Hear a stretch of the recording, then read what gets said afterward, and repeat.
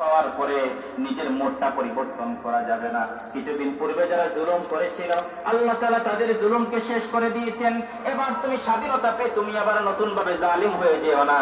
আল্লাহ তাআলা বলছেন তুমি নতুন ভাবে যদি জালিম হও তাহলে অতীতের জালিমদেরকে আমি যেভাবে শেষ করে দিয়েছি ঠিক তোমাদেরকেও আমি ঠিক সেভাবে শেষ করে দিব। ঠিক কিনা? তাহলে জুলুম করতে নিষেধ করেছেন কে? স্বাধীনতা পাওয়ার পরে আনন্দে আত্মহারা হওয়া যাবে না, আল্লাহ তাআলা শুকরিয়া আদায় করতে হবে। আল্লাহ শুকরিয়া আদায় করতে হবে। আল্লাহ তাআলা এরপরে আল্লাহ বলছে অহংকারী হওয়া যাবে না। সুতরাং আমরা সবাই জানি প্রশংসা করতে হবে কার? আল্লাহ তাআলা এই কথাই বলছেন যখন জালিমদের পতন হয়ে যাবে তখন তোমরা আল্লাহর শুকরিয়া আদায় করবা।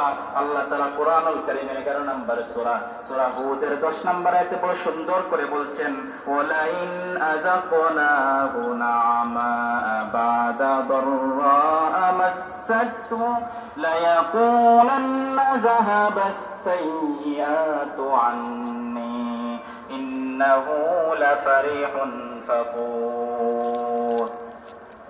জমিনের মধ্যে যারা জুলুম করেছিল তাদের জুলুমের পরে আল্লাহ তাআলা যখন তাদেরকে শাস্তি দিয়েছিলেন, তাদেরকে যখন আল্লাহ তাআলা শাস্তি দিয়েছেন, শাস্তি দেওয়ার পরে কাউকে কাউকে আল্লাহ তাআলা দেশ ছাড়া করেছেন, কাউকে পানির মধ্যে ডুবিয়ে মেরেছেন, কাউকে আসমান থেকে বৃষ্টি বর্ষণ করে আল্লাহ তাআলা পাথর বৃষ্টি দিয়ে মেরেছেন, কাউকে বজ্রধ্বনি দিয়ে আল্লাহ তাআলা শেষ করে দিয়েছেন।